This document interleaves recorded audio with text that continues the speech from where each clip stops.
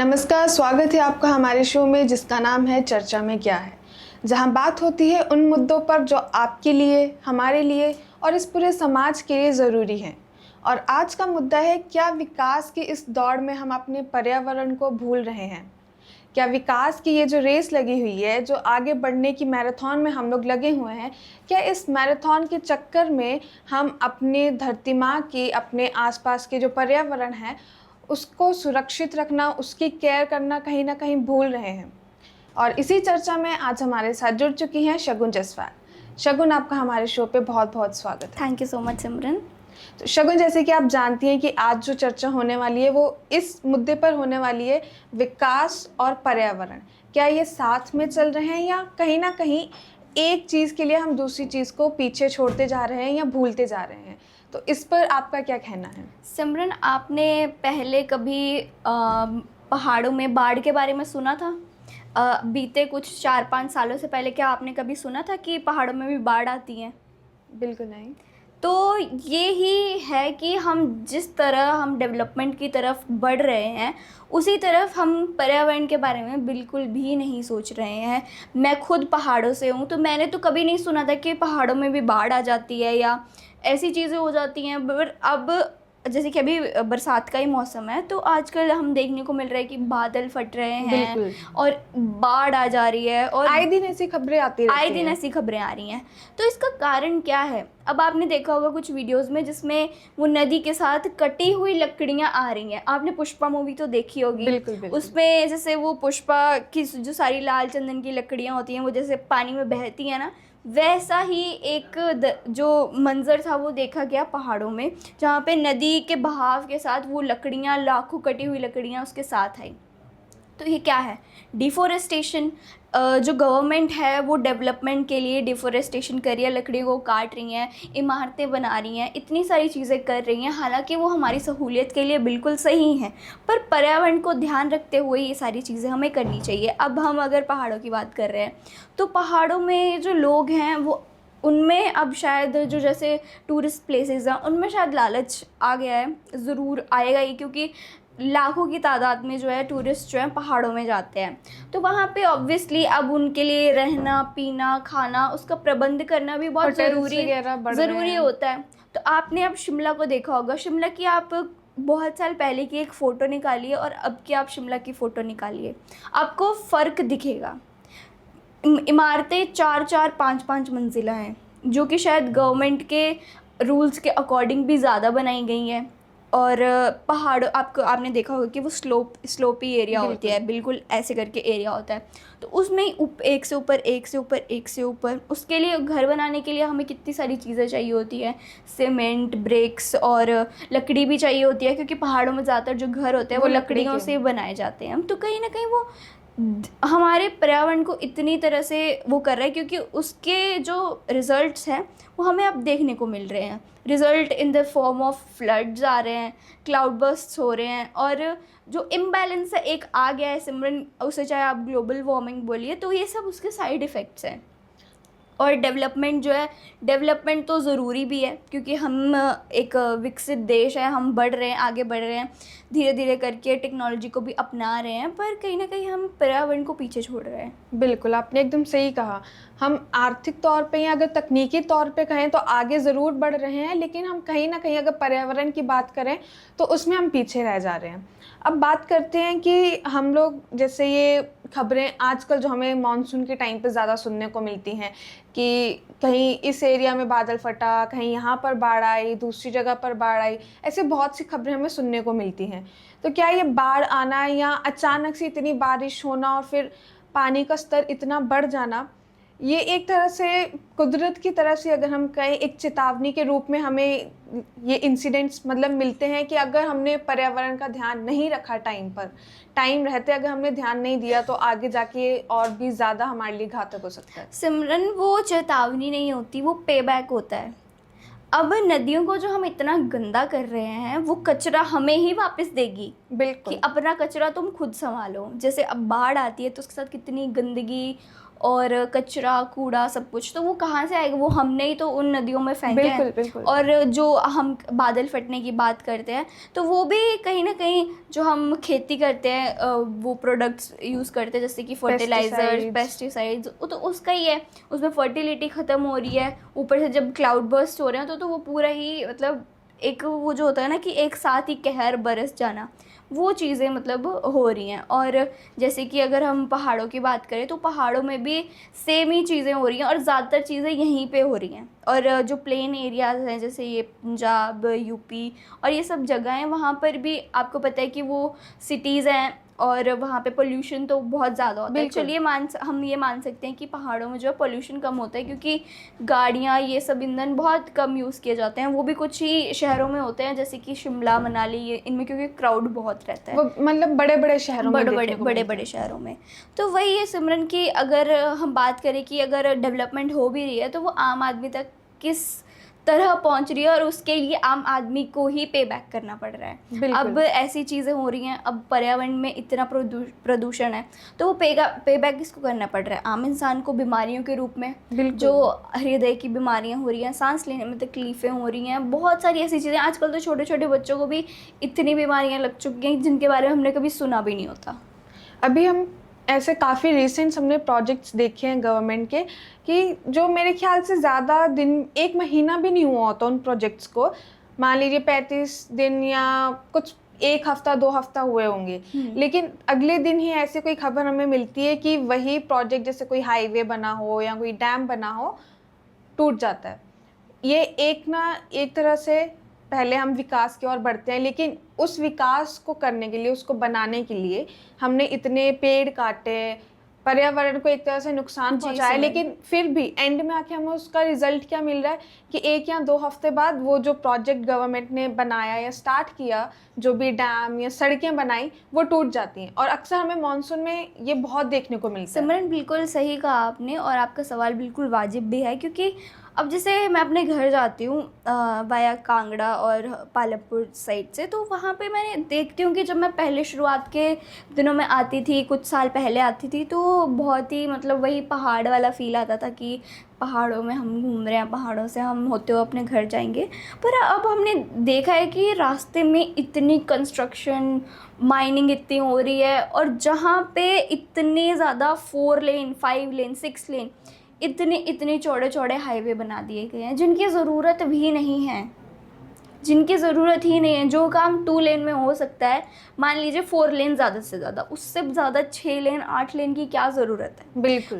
पूरा पहाड़ों को मतलब कि नष्ट कर दिया उन्होंने, उसकी बुनियाद तक हिला दी है। वहाँ पे आसपास जितने भी घर थे सिमरन, अभी हम रास्ते में जाते हैं तो हमें इतना दुख होता है देखते हुए कि वो जो लोगों के घर थे उन्हें भी तोड़ दिया गया। हालांकि उन्हें मुआवजा दिया गया है, पर उस घर को बनाने में इंसान की पूरी जिंदगी लग जाती है, खून पसीने की कमाई होती है। और सरकार के कुछ ऐसे प्रोजेक्ट्स, वो उनकी खून पसीने की कमाई को ऐसे मिनटों में बिखेर देते हैं। और सबसे बड़ी बात, पर्यावरण को कितना नुकसान कर रहा है। बिल्कुल बिल्कुल। माइनिंग्स हो रही हैं, उसकी वजह से अब भूकंप बढ़ रहे हैं हमारे, है ना। और इतनी ज़्यादा मतलब टनल्स बनाई जा रही हैं, पहाड़ों को तो काट ही दिया जा रहा है। पहाड़ तो अब नाम के बचे हैं। अब आप शिमला, मनाली चले जाइए, आपको पहाड़ वाली फीलिंग आएगी नहीं। आप जब रोड्स पे जा रहे होते तो आपको लगेगा बस सीधा सीधा सीधा हम दिल्ली आगरा वाले हाईवे में चल रहे हैं और बस वहीं पे हम सब चीज़ें कर रहे हैं। और ऊपर से आपने कहा कि ऐसे ऐसे प्रोजेक्ट्स होते हैं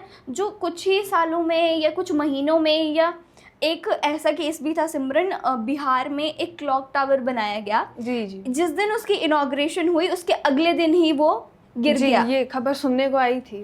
तो मतलब किस तरह से इसमें हम बात कर सकते हैं करप्शन की, कि करप्शन ही इतना बढ़ चुका है हमारे देश में कि इतने बड़े बड़े प्रोजेक्ट्स जिनमें लाखों लोगों की जान अटक सकती है, मतलब कि लोग उसमें अपनी जान भी गंवा सकते हैं ऐसे ऐसे प्रोजेक्ट्स में, जिसमें जो आम जनता होती है वो गवर्नमेंट पे इतना विश्वास करती है कि हमारी जो गवर्नमेंट है वो हमारे लिए सहूलियत हमें दे रही है।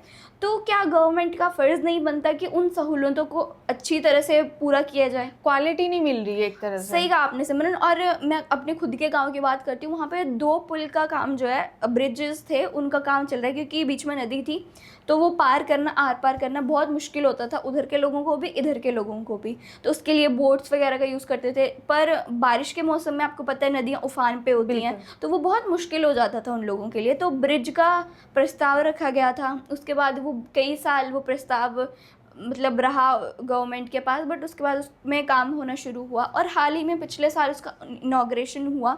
और उसके आई थिंक 1 या 2 महीने बाद ही उस ब्रिज को जो है वो घोषित कर दिया गया कि यहाँ पे जो बड़ी बसेस हैं या ट्रक्स हैं वो नहीं चल सकते, सिर्फ छोटी गाड़ियाँ या बाइक्स वगैरह ही चल सकते हैं।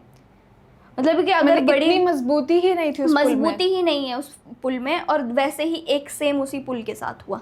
तो ये करप्शन कौन कर रहा है? आम लोग ही कर रहे हैं। अब गवर्नमेंट तो चलो मान लिया हमने कि पैसा दे रही है, बट जो बीच के लोग हैं वही तो ये सब चीज़ें कर रहे हैं। और अगर हम डेवलपमेंट के लिए पेड़ काट रहे हैं तो हमें उससे ज़्यादा हमें पेड़ लगाने भी चाहिए।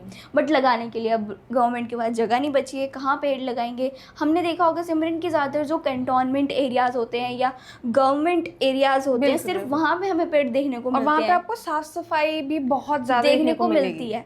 लेकिन अगर वही हम प्राइवेट सेक्टर की बात करें, प्राइवेट जगहों की बात करें या पब्लिक प्लेसेस की बात करें, कहाँ है पेड़? कहाँ है पेड़? ही नहीं देखने को मिलते। एकदम सही कहा। तो इसमें अब लाजमी है कि प्रकृति भी यही करेगी।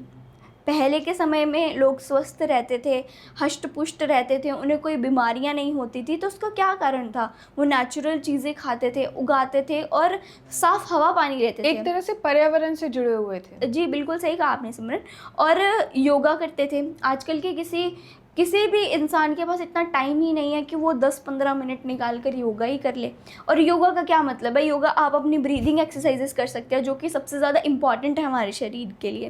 बाकी चाहे आप टफ एक्सरसाइजेज ना करिए या योगा नहीं करिए, तो 15 मिनट तो बंदा योगा के लिए दे ही सकता है। तो सिमरन, योगा करना हमारे लिए बहुत ज़रूरी है अगर हमें स्वस्थ जीवन चाहिए या हमें अपनी आयु लंबी करनी है। लंबी करने का अर्थ है कि आपको स्वस्थ जीवन जीना है। लंबी आयु वही होगी जो आप स्वस्थ तरीके से जिएंगे। बिल्कुल। अगर आपकी आयु लंबी भी हुई और आप स्वस्थ नहीं रहे तो उस आयु का भी क्या फ़ायदा। और हम बात कर रहे थे कि किस तरह से डेवलपमेंट के चक्कर में हम पर्यावरण को पीछे कर रहे हैं। तो ये हम एक जो स्टेप है वो अपने घरों से एक एक करके एक जन भी अगर पेड़ लगाए या अच्छे तरीके से उसकी टेक केयर करे, या अगर आप पहाड़ों में जा रहे हैं तो ये चीज़ें बहुत देखने को मिलती है कि लोग जो हैं पोल्यूशन करके आ जाते हैं वहाँ पे पूरी तरह से, मतलब कि प्लास्टिक छोड़ रहे हैं। या हिमाचल में तो मैं अगर बात करूँ तो वहाँ पे प्लास्टिक जो है वो मिलता भी नहीं है दुकानों में, जो भी प्लास्टिक आता है वो बाहर से ही आता है। तो वो किस तरीके से हमारे पर्यावरण को ट्रिगर कर रहा है, और वैसे ही पहाड़ हमें पे बैक कर रहे हैं। इसी से जैसे आपने एक इनिशिएटिव की बात करी कि ये आम इंसान से शुरू होता है कि अगर हर एक घर एक एक स्टेप लेना शुरू कर दे, चाहे एक एक पेड़ लगाना शुरू कर दे, अपनी जिम्मेदारियों को समझना शुरू कर दे। और ये नहीं कि अगर आप पेड़ लगाएंगे तभी आप अपना फर्ज निभा रहे हैं। जो आप अपना कचरा होता है उसको सही तरह से डिकम्पोज करिए, उसको डिस्पोज करिए, या जो भी आपके पास आप जो सब्जियां बनाते हैं कुछ भी, उसका जो वेस्ट प्रोडक्ट होता है उससे खाद बनाइए, उसको पौधों में दीजिए, उसको रादर देन कि उसको कचरे में फेंकने के, गार्डनिंग में अच्छे में उसे यूज करिए। ऐसी छोटी छोटी सिमरन ऐसी चीज़ें होती हैं जो पर्यावरण को स्वस्थ बना सकती हैं, उसको अच्छा बना सकती हैं। वो पर हमारे ऊपर डिपेंड है कि हम करना क्या चाहते हैं। और सिमरन इसी पे अब गवर्नमेंट भी इनिशिएटिव्स ले रही हैं, जैसे कि दिल्ली में अब कुछ व्हीकल्स हैं, नॉन BS6 व्हीकल्स जो हैं वो बैन हो गए हैं। अब पेट्रोल डीजल वाली कार्स वहाँ पे नहीं चलेगी जो कमर्शियल व्हीकल्स हैं। अब वहाँ पे इलेक्ट्रिक या CNG जो गाड़ियाँ हैं वही चलेंगी। उसका कारण क्या है? दिल्ली में इतना ज़्यादा प्रदूषण हो जाता है, इतना धुआं हो जाता है। अब जैसे दिवाली में तो क्रैकर्स भी शायद दिल्ली में बंद कर दिए गए हैं, वहाँ पे कोई क्रैकर्स यूज़ नहीं करता।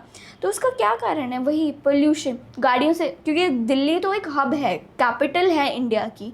वहाँ पे इतनी ज़्यादा आबादी है कि मतलब आप अब जिस स्पेस पे हम अभी बैठे हैं वहाँ पे ये 2 इंसानों के घर होंगे, 2 या 3 इंसानों के घर होंगे, और वो भी इतने कम इलाके में। तो वही है कि गवर्नमेंट अपने अपने इनिशिएटिव्स धीरे धीरे उठा रही हैं, जाग रही हैं, पर वो अब गवर्नमेंट तो स्कीम्स बना सकती है सिमरन, लेकिन आम उन्हें आदमी के फॉलो ऊपर भी है। करना वो हमारा कर्तव्य है, हम बिल्कुल। उनको कैसे फॉलो कर रहे हैं। क्योंकि एट द एंड ये सब हम भी झेल रहे हैं। अगर आज हम अपने पर्यावरण को या अपने आसपास की सराउंडिंग्स को गंदा कर रहे हैं, तो कल जाहिर सी बात है कि हमें भी कोई ना कोई बीमारी हो सकती है, हमें भी वो जो भी दिक्कतें होंगी उनसे जूझना पड़ेगा।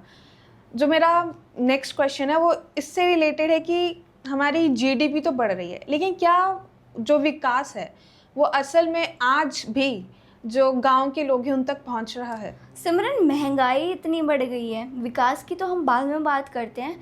अब विकास तो तब होगा ना जब एक आम इंसान अपनी रोज़ी रोटी जो है वो 3 टाइम अपनी रोज़ी रोटी खा सके, या 2 टाइम अपनी रोज़ी रोटी तो कम से कम खा ही सके। अब महंगाई इतनी बढ़ गई है, हर चीज़ में टैक्स, ये वो, तो मतलब एक मध्यांतर इंसान को, मीडियोकर इंसान को या एक गरीब इंसान को तो निचोड़ के रख दिया गवर्नमेंट ने, इतने टैक्सेस इम्प्लाई करके। और मतलब कि विकास होगा कैसे? अब वो विकास जो हो रहा है वो कहाँ, किन के पास पहुंच रहे हैं? बड़े बड़े आदमियों के पास, जिनके पास कॉन्ट्रैक्ट्स आ रहे हैं उन चीज़ों के, और जो सहूलतें हैं वो कहीं ना कहीं उनमें डिले हो रहा है पहुंचने में। क्योंकि जैसे मैंने आपको पुल की बात करी, तो आम इंसान तो ये सोचता रहता है कि हाँ गवर्नमेंट हमारे लिए ये इनिशिएटिव्स उठा रही हैं, पर गवर्नमेंट भी कर रही है, पर जो बीच के जो लोग हैं जो उसको अप्लाई करेंगे वही बीच में गड़बड़ कर जाते हैं और गवर्नमेंट के प्रोजेक्ट्स फेल हो जाते हैं। तो इसमें वही है कि जो सफ़र करना पड़ता है वो आम इंसान को ही करना पड़ता है। इससे पहले कि हम अपनी चर्चा पर विराम लगाएं, एक आखिरी सवाल।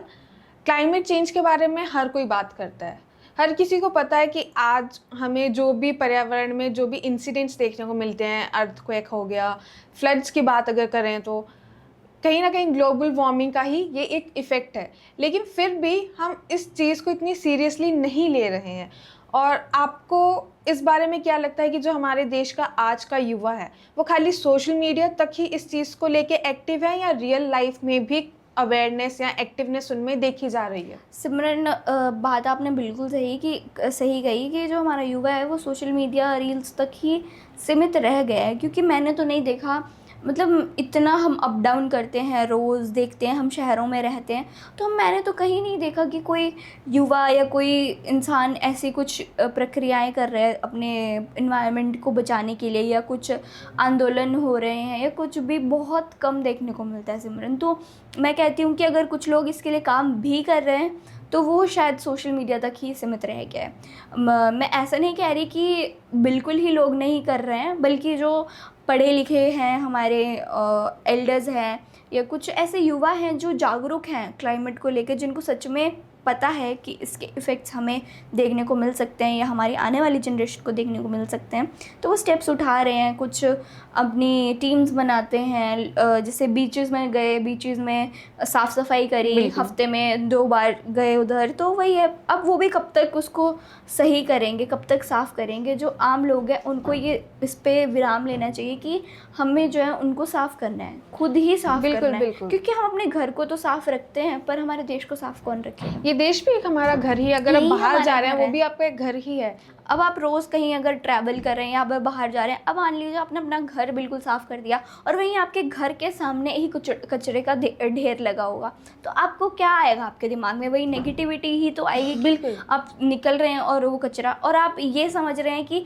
वो जिम्मेदारी गवर्नमेंट की है कि गवर्नमेंट वाले, वो कचरे वाला आएगा वो उठा के लेके जाएगा, लेकिन वो कचरा किया किसने? उस पे ध्यान नहीं दिया जाता। तो ये हम अगर इनिशिएटिव लें कि अगर एक एक इंसान भी उस कचरे को उठाए या हेल्प करे, पूरे मोहल्ले वाले इकट्ठे होकर उसको करें, तो हम गवर्नमेंट पे इतना बोझ डालें ही क्यों, अगर हम खुद भी उसको कर सकते हैं? क्योंकि वो गवर्नमेंट को नहीं पता कि आपके घर के बाहर कचरा पड़ा हुआ है, वो आपको पता है कि आपके घर के बाहर कचरा पड़ा हुआ है।